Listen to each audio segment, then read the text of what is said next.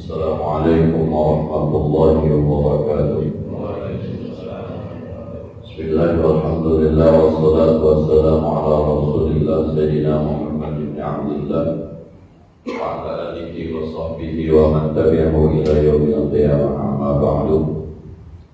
Al-Fatihah ila hadratin Nabi Mustafa Rasulillah sallallahu alaihi wasallam. Bismillahirrahmanirrahim. Wa abatina wa ajdadina wa jaddatina wa masyayikhina wa li jami'il muslimina wal muslimat wal mu'minina wal mu'minat, khususan ila ruhi walidi Haji Nasuhi bin Haji Asnawi, walidi Haji Ahmad Ghazali bin Haji Arsyad, Umi Haji Siti Sana binti Haji Muhammad Saleh, Syekhina Haji Muhammad Mahmud bin Haji Abdul Rahman, Syekhina Haji Musyahid bin Haji Hasan, Syekhina Haji Abdul Wahab bin Haji Abdul Samad, Syekhina Haji Muhammad Muhajirin Amsar, Syekhina Isyari Hada, Syekhina Haji Ahmad Syarifuddin Abdul Ghani, Syekhina Haji Alwi Zaid bin Haji Muhammad Zaid, Syekhina Haji Muhammad Hashim Mahbub, Syekhina Haji Jabhari Musa, Syekhina Haji Abdul Mahdi Saleh, Syekhina Haji Ahmad Zaini Bidan, Syekhina Haji Muhammad Saleh Muhtar, Syekh Muhammad bin Alawi Abbas Al-Malik.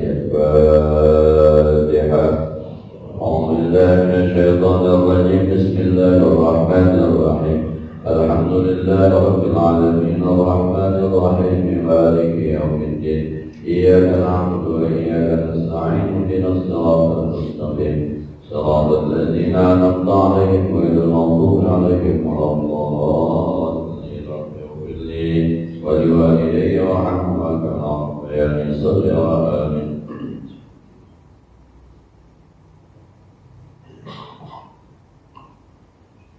Bismillahirrahmanirrahim. Qala al-mu'allif rahimahullahu ta'ala wa la naf'a bihi wa bi'ulumihi fid darain. Amin. Bismillahirrahmanirrahim. Wahdhar an tamassa dzakaraka ba'dal wudu'i ay wa qabla tamamil ghusli kama bil ihya. Kita masih melanjutkan adab tata cara mandi hadas besar menurut Imam Ghazali, disyaratkan oleh Imam Al-Badani agar nilai peribadatan kita kepada Allah kemudian menjadi naik ke atas menuju ma'rifat dan hakikat. Kata Imam Ghazali, wahdar, hati-hati antamasa kamu menyentuh zakaroka kemaluan kamu ba'dal wudu, setelah wudu, ai wa qabla tamamil ghusli, sebelum selesainya mandi, kama fil sebagaimana kita Ihya Ulumuddin.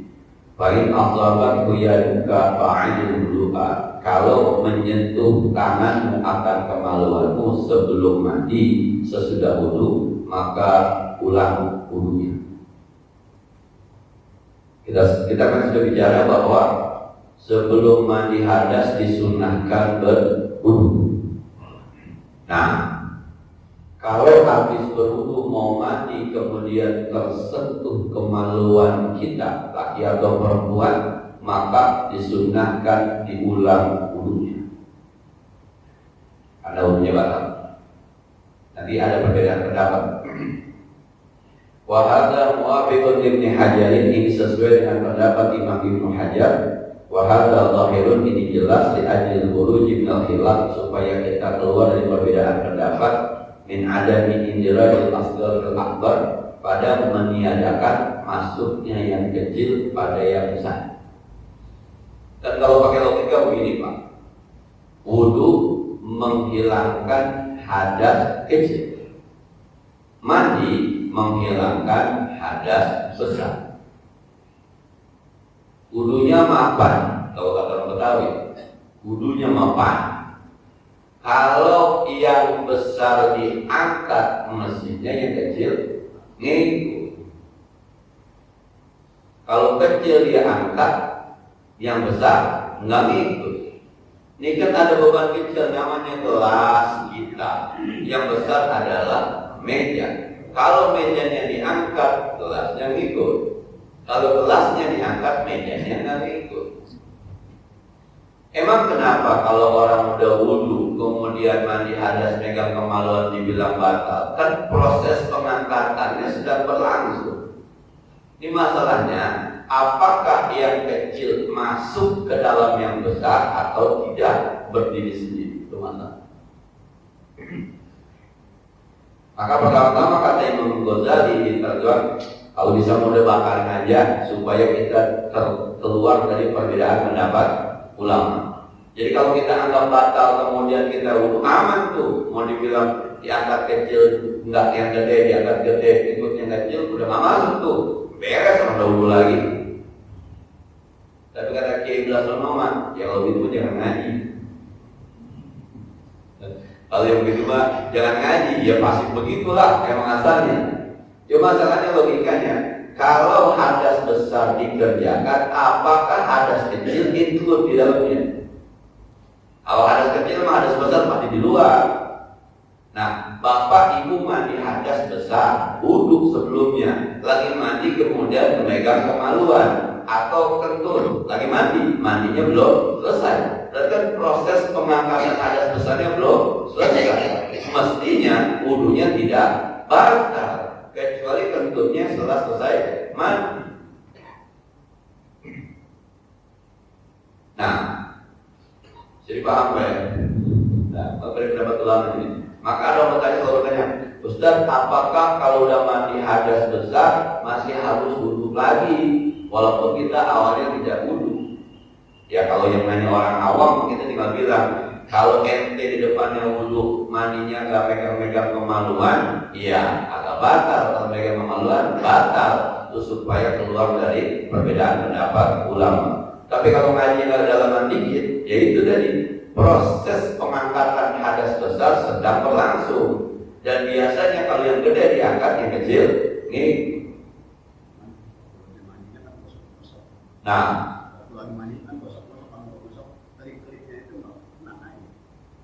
itu dia, ketika kita mandi, kemudian kita megang zakat kita, dalam hati mau dibersihin tuh, karena ada lipatan-lipatan yang harus dibersihkan di situ.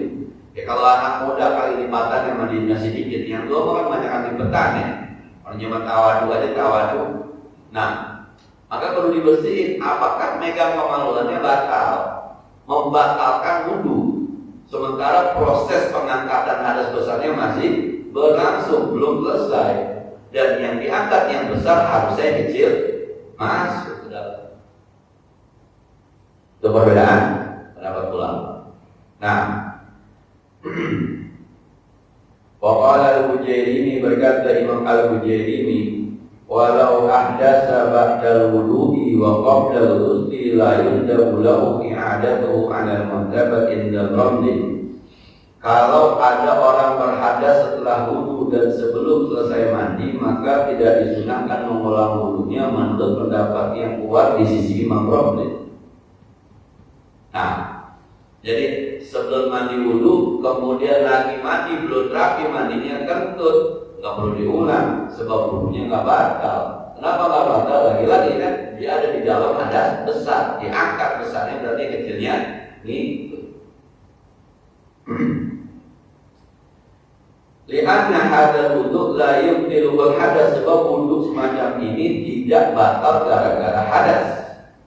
Wa innama yabtulul jima', wudhu semacam ini hanya batal dengan hubungan suami istri. Kecuali ente wudhu kemudian mandi bareng bini, di tengah-tengah mandi terjadi lagi hubungan suami istri. Pengantin baru misalnya, pengantin baru mandinya bareng suami istri, sebelum mandi wudhu, lagi mandi bareng, ada pengen, akhirnya terjadi hubungan suami istri di kamar mandi. Pengantin baru gimana? Nah, yang tua jangan. Nah, berkata anaknya, aki-aki lama amat di kamar mandi. Dan maka wudhu yang pertama dinyatakan batal sebab pakai hubungan suami istri. Lalu mau mandi hadas, ngangkat yang besar, sekarang ditimbal lagi yang besar, habis semua. Nah, dan akhirnya, sekali di akhirnya, Syafi'i madhaban, sekalipun madhab Syafi'i, kalau udah begini-begini nih, ini ada bau-bau Hanafi. Sebab kata madhab Hanafi, bersentuhan laki perempuan tidak membatalkan wudu kecuali bersentuhannya ada nafsu. Nah, jadi kalau bapak ibu dipakai mazhab Hanafi, mohon maaf mazhab Hanafi. Kalau bapak ibu misalnya suaminya mau sembahyang Jumat, istrinya cium tangan, karena cium tangannya biasa saja penghormatan seorang istri kepada suaminya, nggak ada getaran apapun, nggak ada serang-serangnya. Menurut mazhab Hanafi itu tidak batal. Nah, tapi kalau ada nafsunya, batal.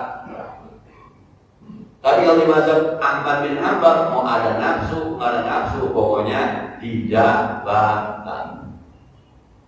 Nah, akhirnya nih agak teman-teman mazhab Syafi'i pun agak ada aroma mazhab Hanafi. Bahkan saya agak mengkritisi itu Pak, kadang-kadang sikap ada orang begini, bisa mohon maaf. Sepupu ama sepupu disuruh mohon maaf nyusu sama kencangnya supaya nanti ulunya nggak batal. Jadi saudara sesusuan. Misalnya Pak, ada perempuan kakak beradik, kemudian punya sama-sama anak bayi. Jadi adiknya nyusuin anaknya, kakaknya nyusuin anaknya. Supaya ini nanti nih, karena ini laki perempuan, ponakan-ponakannya tidak batal wudu, akhirnya ponakan perempuan yang emaknya itu akhirnya nyusu sama emak dari ponakan laki, tukar emak, supaya nanti udah gedenya nggak batal wudu. Nah maksud saya repot-repot amat, nggak mau batal wudu nggak pakai mazhab Hanafi, Maliki, Hambal juga aman, nggak usah pakai disusuin. Bukan apa-apa, sebab kerepotan saudara susu lebih rumit dibanding hanya sekedar batal atau tidak batal. Bapak hadis kan begitu kan? Yahrumu ma fil radha kama yahrumu bin nasab. Saudara susuan itu haramnya hukumnya sama seperti saudara kandung. Jadi itu si sepupu sama sepupu seakan-akan adik kakak. Dia nggak boleh nikah. Nanti di salah satunya punya anak perempuan nggak boleh nikah, salah satunya punya anak laki nggak boleh nikah. Repot. Saudara susuan. Nah, jadi intinya di saudara susuan itu orang laki boleh datang ke rumah si perempuan walaupun tanpa ada walinya karena dianggap saudara kandungnya. Bukan soal batal atau tidak batal. Kalau bapak ponakan sama ponakan sepupu-sepupu kakak mau batal wudu mah gampang Pak, pakai aja mazhab lain beres sudah, nggak usah tukar susu. Nah, kadang-kadang hanya sekedar untuk supaya nggak batal, ya disuruh nyusu sama emak yang berbeda, itu saudara susuan. Ya, wabihi yulghazu, sampai-sampai ada ulama bikin teka-teki Pak. Ini ulama, kalau jadi ulama memang teka-tekinya orang cerdas ya. Fayuqalu lana, adalah begini, wudu'un la yubtilul hadas. Wudu apa yang kagak batal karena hadas kecil. Di kalangan ulama sampai ada tebak-tebakan. Wudu apa yang kalau yang punya wudu kentut kagak batal, kalau yang punya wudu kencing kagak batal. Wudu apa? Jangan ada jadi. Dah. Sampai kemudian waqad nazama Suyuti dzalika min Bahril Kamil, bahkan teka-tekinya dibikin syair. Kalau kita bikin pantun, ujung-ujungnya pertanyaan. Syair begini: kullil faqihi walil mubidi likulli di ba'in madidi maqulta fi mutawaddiin qad ja'a bil amris sadidi la yunqidu nawdu'ahu mahma tadawwada aw yazidi wudu'uhu lam yantaqid illa bi ilajin jadidi. Kalau kita gampangnya begini, coba tanya sama orang tukang ngaji, ahli fikih, tanya juga sama orang-orang cerdas. Dan semua orang-orang tukang dagang yang suka ngitung dagangan tinta, tanya apa pendapat dia tentang wudhu yang kalau sudah benar wudhunya tidak batal gara-gara buang air besar, buang air kecil. Nah, dan wudhunya juga nggak batal kecuali dengan hubungan suami istri yang baru. Kira-kira wudhu apa? Pakai syamil. Kalau bahasa kita begini, kalau bahasa kita tuh para ustadz, para kiai orang-orang pintar tanya dah, wudhu apa yang kalau orang berwudhu kentut wudhunya nggak batal, kalau orang berwudhu kecil wudhunya nggak batal, kecuali yang wudhu hubungan suami istri yang 2 kali baru batal. Ayo jawab. Nah, kalau kita kan kalau ngomong gitu, yang batal wudhu tuh yang kentut pertama, yang kentut kedua udah nggak batal wudhunya. Nah, orang bingung, masa sih dia kalau kentut 2 kali nggak batal wudhunya, kalau kentutnya sekali batal. Yang kentut 2 kali mana namanya wudhu, Pak? Iya. Ketika ada orang punya wudhu kentut sekali batal, yang 2 kali udah nggak batal, nggak ada wudhunya, udah batal yang pertama kan itu. Sama kayak orang begini, ini kan kalau megang kemaluan pakai ini batal, karena kalau orang kencing megangnya begini nih, bukan pakai telapak yang megangnya begini, batal apa enggak? Dia bilangnya enggak, batal. Kencingnya apa yang bikin batal, bukan megangnya. Kalau megang kemaluan pakai telapak tangan itu batal, tapi kalau pegang begini enggak batal. Sekarang dia kencing, megangnya begini, batal enggak? Megangnya emang enggak batal, kencingnya yang bikin batal. Itu kadang-kadang mohon maaf nih agak, kalau pikirannya agak pondok, coba apa yang masukinnya wajib, goyanginnya sunnah. Coba masukinnya sunnah, goyanginnya wajib. Masukinnya sunnah, goyanginnya wajib. Kadang-kadang ada begini, jorok apaan? Itu orang wudu pakai cincin. Pakai cincin hukumnya sunnah, tapi kalau wudu wajib goyangin, khawatir enak agak masuk. Maka pertanyaannya, masukinnya sunnah, goyanginnya wajib. Nah, sekarang wudu apa? Yang kalau si yang kencing atau yang wudu buang air kecil, buang air besar, tentu kata bapak ada ternyata. Wanadzama jawab ba'dahum min dalika, karena pertanyaannya pakai syair, ada ulama jawabnya pakai syair. Apa katanya? Ya mubdi'an zaghdis syadidi, ya wahidal aslil qaridi, hadal wudu'u walladhi ilhusdi sunnah kama nubidi, wa walladhi lam yantaqid illa bi ilahin jadidi. Dari pertanyaan apa? Tanya no ustaz-ustaz, tanya no kiai-kiai, jawabnya apa? Nih, bilangin sama orang yang baru bisa bikin kata-kata. Kalau katakanlah kepada orang yang baru mulai bikin teka-teki, wudu itu adalah wudu bagi orang mandi yang wudunya wudu sunnah, yang wudu itu tidak batal disebabkan buang air besar kecuali dengan hubungan suami istri. Kalau pakai syair ini mestinya kita bilang bahwa orang yang sudah berwudu ketika mandi hadas, maka hadas apapun yang dia lakukan tidak membatalkan wudunya selama proses mandi hadasnya masih berlangsung. Sebab logikanya ini yang besar diangkat, maka yang kecil ngikut logikanya. Cuma lagi-lagi ini terjadi perbedaan pendapat ulama. Bapak Ibu sekalian, kalau udah ngomongin fikih mah pokoknya kalau udah furu'iyah, cabang-cabang pasti beda pendapat. Pasti ngomongin apakah asuransi boleh apakah enggak, karena zaman yang ada pasti ada yang boleh, pasti enggak. Apakah bunga bank riba atau bukan, beda pendapat. Ada yang bilang bukan riba, ada yang bilang bukan. Nah, semua begitu tuh. Apakah jual beli online sah apa kagak, ada yang bilang sah, ada yang bilang enggak.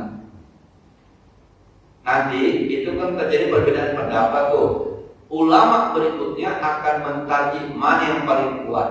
Maka kadang-kadang di diri kita ada was-sahihu, ada yang wal asahhu. Pendapat yang benar adalah ini, tapi pendapat yang paling sahih, yang paling benar adalah ini. Nggak ada yang pendapat yang benar, yang salah, nggak ada. Was-sahihu wal-asahhu. Kalau saya beda pendapat dengan kedua orang tua saya, dengan orang tua saya di samping saya ini, beda pendapat dalam satu masalah, satu bilang boleh, saya bilang kagak, maka ulama berikutnya bilang was-sahihu boleh, wal-asahhu tidak boleh. Nggak bilang yang benar dan yang salah. Begitu nggak? Menghadapi pendapat ulama, kalau benar yang benar ini, cuma kayaknya yang paling benar itu. Kalau kita kadang-kadang nggak begitu, yang benar ini menyedikut ini, brengsek ini, begitu kadang-kadang. Nah, padahal itu ulama. Jadi kalau kita nilai ada ulama yang berbeda pendapat, itu was-sahihu wal-asahhu, yang benar dan yang paling benar, bukan yang benar dan yang salah. Ada lagi warajih wal-marjuh, yang kuat dan yang paling kuat. Kalau secara dalil kuat ini, tapi kalau di ahli sih kuatan ini paling kuat. Nah, jadi besok-besok kalau ada ulama berbeda pendapat, termasuk soal politik gitu ya. Kalau kan ini si ulama ini emang apa aja ke situ ya. Nah ada tuh yang lagi orang pada bingung, lah itu Habib ngapain di situ itu? Itu mungkin was-sahihu. Karena bapak-bapak bukan ke situ, maka pakainya wal yang sudah sono wal asahhu. Ya benar juga sih itu Habib, tapi yang lebih benar masih ustaz yang mono-mono sono gitu. Was-sahihu, satu benar, satu paling benar. Nah, jadi siapapun yang ngikutin bukan salah, tetap benar. Cuma ada benar dan yang paling benar. Nah, kalau udah bicara fikih siasat, fikih politik, kayaknya mah tidak ada yang berani mengaku salah. Semuanya berasa paling benar. Itu kalau bicara politik. Nah, fikih siasat. Saya dulu belajar fikih siasat sama Profesor Dr. Munawir Zadari, mantan Menteri Agama. Bukunya itu buku tata negara dalam Islam. Nah, dalam bukunya disampaikan bahwa dibilang tidak ada bentuk negara yang pasti menurut Islam. Kalau dari cara pemilihannya dari Nabi ke Abu Bakar itu aklamasi. Dari Abu Bakar ke Umar itu penunjukan. Dari Umar ke Utsman itu informatur. Dari Utsman ke Ali itu pemilihan langsung. Nah, kalau pakai sistem Nabi itu kan lebih kepada seakan-akan monarki, kekuasaan di satu orang, kerajaan. Jadi Islam tidak menganggap apakah harus pakai raja, perdana menteri, harus pakai presiden. Yang ada di Islam itu adalah lu mau bikin negara bagaimana bentuknya, ini lo dasarnya. Harus ada dasar tauhid, ada dasar keadilan, ada itu kira-kira begitu. Ketika kita belajar fikih bernegara, namanya fikih siasat. Cuma lagi-lagi tetap aja di fikih siasat terjadi perbedaan pendapat ulama. Nah, wal fariidatu min jumlati dzalika kullihi al-madhkuri min al-af'alil maktubati bil husli sawa'un kana wajiban aw mandu'an aw manduban syai'ani. Fardu wudu dari semua yang kita bicarakan, baik dari perbuatan-perbuatan yang dituntut atau yang sunnah atau yang wajib, pada akhirnya yang namanya rukun mandi itu cuma ada dua. Pertama, an-niyatu wa izalatun najasati wa isti'abul badan. Pertama niat, kemudian guyurin air di semua badan dan hilangkan najis yang ada di badan kita. Maka saya bilang kemarin, nanti hadas apa kalau secara syariat, secara fikih gimana kek? Yang penting ada airnya, basah ke badan kita semua beres.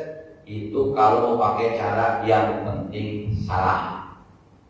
Kagak pakai wudhunya juga di depan nggak ngapa-ngapa. Mau kiri dulu kalau kanan juga nggak ngapa-ngapa. Mau kaki dulu baru paha juga nggak ngapa-ngapa. Itu pemikiran ulama fikih, namanya syariat. Nah, kalau lama kita bermain syariat, lama-lama kita bisa memudahkan dalam penting menganggap ringan syariat. Itu yang sering dengarkan, ya sunnah ini, sering dengar tuh, maksa banget, sunnah doang sih. Dan berkali-kali saya sampaikan Pak, ketika ayat bilang wa minal laili fatahajjat bihi nafilatallah, tengah malam tahajudlah. Hukum tahajud apa?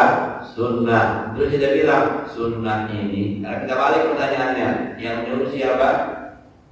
Allah. Kira-kira kalau yang hukum Allah menyuruh gimana yang nanti? Yang harus sunnah wajib. Maka kalau ngaji tasawuf itu kesono larinya itu dia menyuruh siapa? Nah, puasa Senin Kamis sunnah, yang nyontohin siapa? Nabi. Kira-kira kalau Nabi yang nyontohin perlu ditiru kagak? Belum. Berapa? Ini yang nyontohin Nabi. Itu kalau bicara tentang barang yang kemudian naik pengamal, seseorang melihat itu. Dan jadi mandi hadas, mau ibu mau bapak, yang penting mandian ada airnya semuanya basah. Mau pakai sabun ke kagak, ke sampo ke kagak, ke sah. Yang penting semua kulit, semua bulu di badan kena air. Udah beres itu. Gampang Ustaz, gampang kalau ngomongin syariat mah. Kalau mau rapi penghambaan yang naik ini ada sunnahnya. Wudu dulu. Habis wudu siramin air pala dulu. Habis pala kanan depan, kanan belakang, kiri depan, kiri belakang. Sunnahnya. Nah,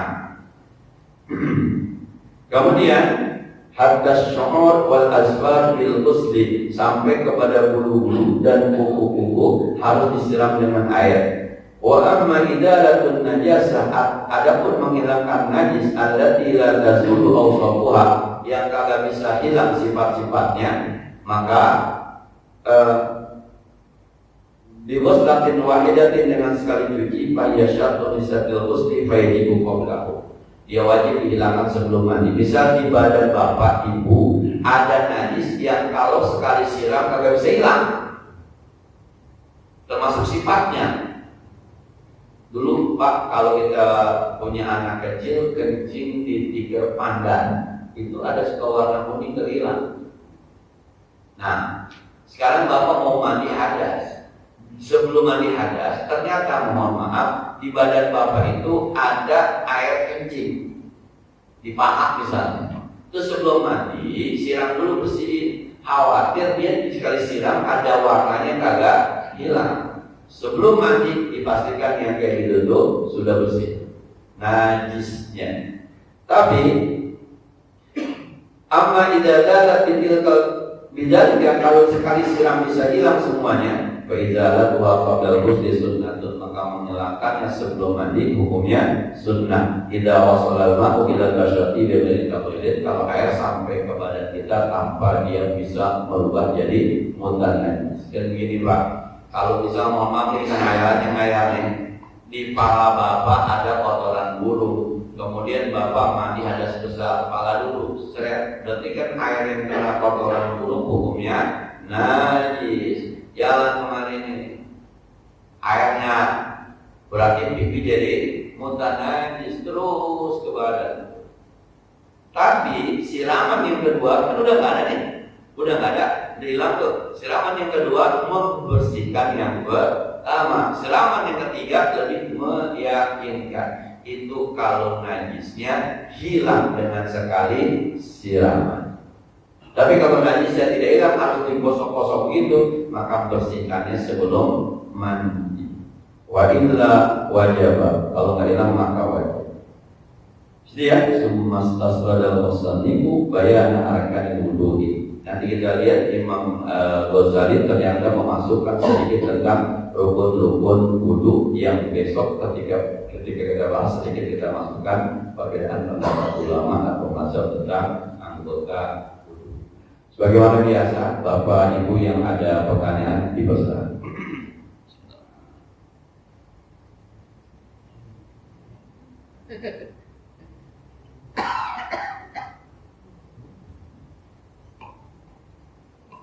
Assalamualaikum warahmatullahi wabarakatuh. Assalamualaikum.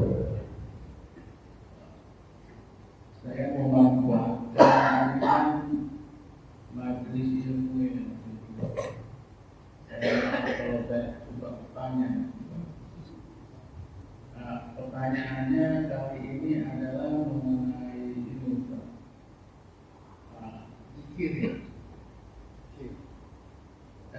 Zikir itu kan banyak sekali ya. Tapi yang saya tahu zikir standar itu kan yang setelah sholat Subhanallah Allahu Akbar. Ya. Tapi dalam pengetahuan mengenai agama ini banyak sekali zikir. Bahkan ada orang bilang zikir yang paling hebat itu la ilaha illallah. Oleh karena itu ada zikir Allah. Tapi ada juga yang zikir itu yang paling di atas itu kalau udah level yang mungkin lebih tahu lagi itu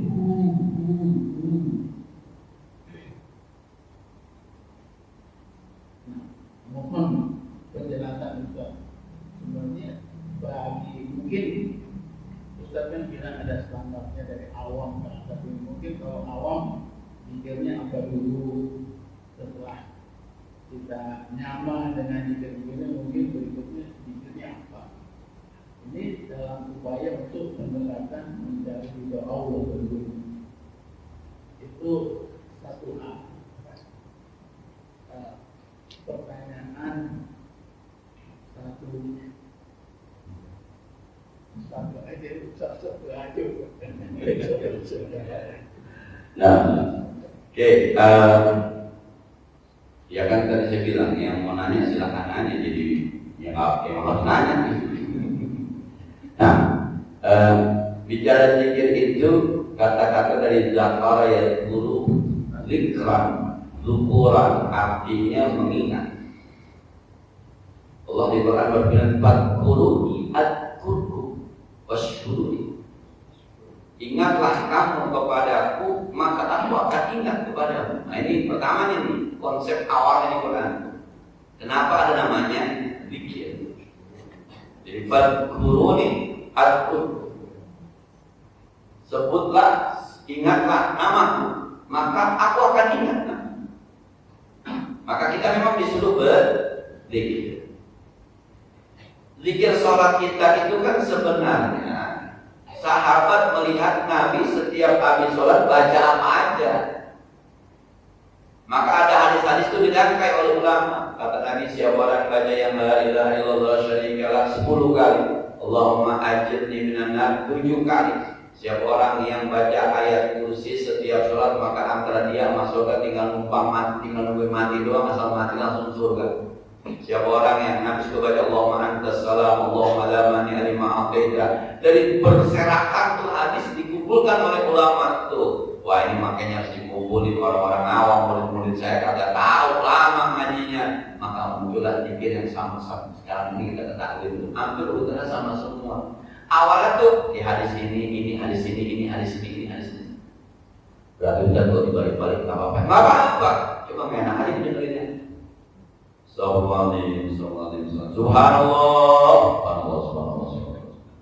Berarti semuanya baru Allahumma antas salam minkas salam. La ilaha illallah. Nggak apa-apa. Semua dibaca sama Nabi. Cuma kita dengerinnya bingung sama. Itu awalnya tuh dulu nih dan lalu ini kalau bicara zikir itu orang main, kalau bahasa keren itu main enak-enakan, main nikmat-nikmatan tuh. Maka di surah Muhammadiyah fa'lam annahu la ilaha illallah. Nah, maka ada bahasa la ilaha illallah.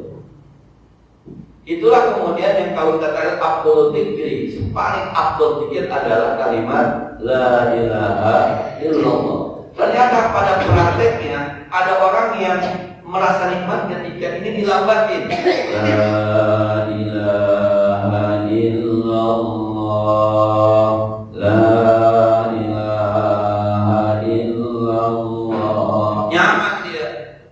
Maka muncullah tuh cara berzikir. Nah, ada juga yang suaranya harus pelan. Dia merasa nikmat tuh. Ini sebenarnya pengalaman pribadi masing-masing yang kemudian ditularkan kepada murid. Bahkan ada yang kita kadang-kadang kasih juga bang, illallah, gitu. Mungkin namanya nikmat pak. mungkin. Nah, Bapak yang nikmat yang mana? Yang mana itu? Yang nikmat yang mana? Kalau kita bilang tahlilan banyak kan yang mimpin yang cepat apa yang lambat? Yang mimpin Pak Ustaz, ya. Yang cuma sedikit. Maka ada yang pakai 100, ada yang pakai 50, ada yang pakai 33. Tapi kamu ulama sepakat Abdul Zikri la ilaha illallah.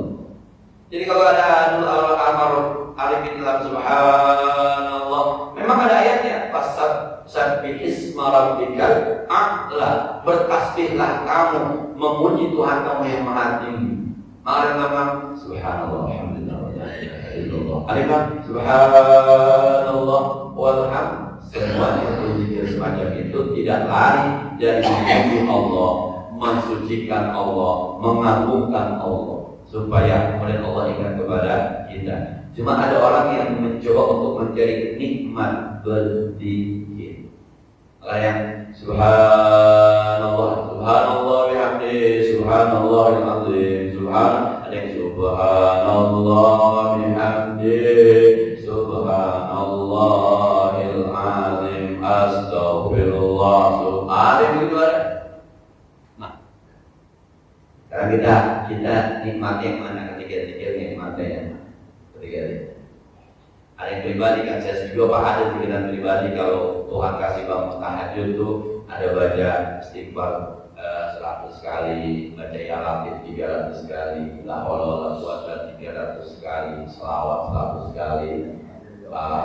Itu masing-masing kita punya. Tapi konsepnya satu, zikir apapun yang Anda baca, fadkuruni adkurkum. Semoga Allah juga ingat kepada kita ketika Anda ingat kepada Allah Subhanahu wa ta'ala. Gitu ya, lebih dari.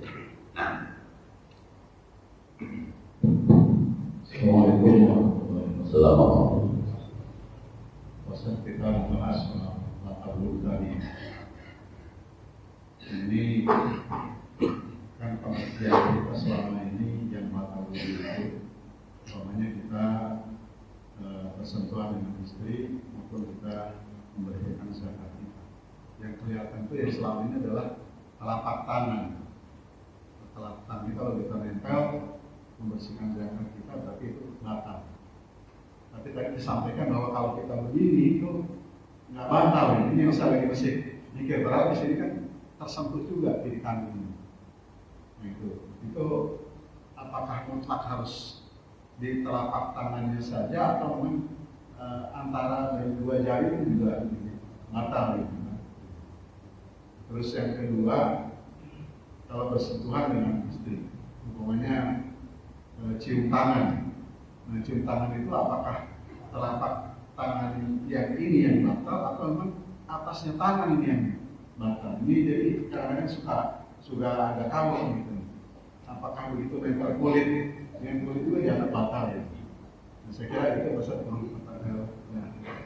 Nah, yang pertama itu ulama bilang begini, butunil kafain, perut dua telapak tangan. Nyebutnya butun, perut. Ya, maka samping ini bukan perut ini.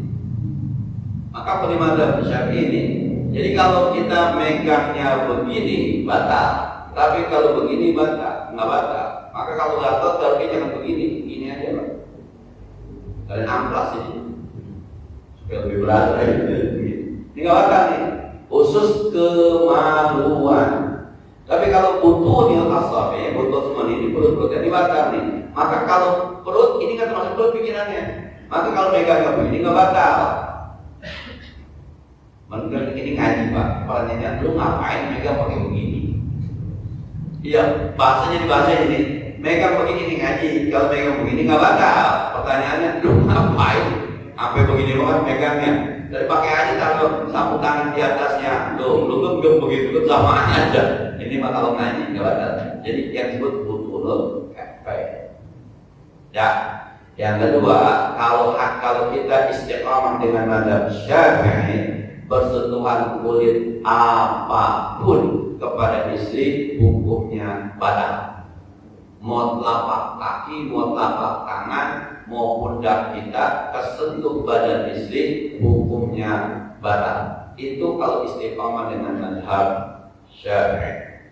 Tapi akhirnya dalam kondisi tertentu juga istiqomah juga. Itu saya bilang kalau bicara tawaf, bicara syani, alhamdulillah ada perbedaan pendapat ulama yang kita bisa lebih mudah. Itu ikhtilafu fi ummati rahmatin, begitu. Berbeda pendapat pada umat itu adalah rahmat. Karena dalam kondisi tertentu kita harus menyatakan sama istri tidak batal. Nah, jadi waktu saya haji itu pulang melontar terakhir, kata guru saya Kiai Mahmud Mamun, enggak punya wudhu, ini kita bakal sholat maghrib di jalanan nih. Kita bakal sholat maghrib di jalanan, karena kan sebelum maghrib harus keluar dari Mina ke Mekah jalan kaki. Dan akhirnya berwudhu orang, kagak wudhu melontar nafas awal kita keluar dari Mina. Di tengah jalan kan maghrib, udah di tengah jalan sholat aja bapak segala macam. Ada seorang perempuan, Pak Kiai, tadi saya waktu jalan pegangan sama suami saya. Apa tuh Kiai? Bayang aja, nggak batal. Bayang aja, nggak batal. Karena saat itu memang kondisinya harus dinyatakan tidak batal. Kalau dia batal, wudhunya di mana? Akhirnya dia kagak sembahyang.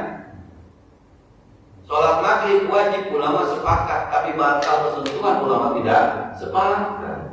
Kita lebih belain ulama sepakat dibanding ulama tidak sepakat. Kondisi saat itu. Lalu dari Indonesia makan air banyak, kamar mandi banyak, kembali ke asal. Maka kata Kiai, main aja. Kalau berpegang tuntunan rumah nggak batal. Nah, kira-kira begitu. Itu enaknya terjadi perbedaan pendapat ulama. Cukup ya, sudah ada manfaatnya. Al-Fatihah.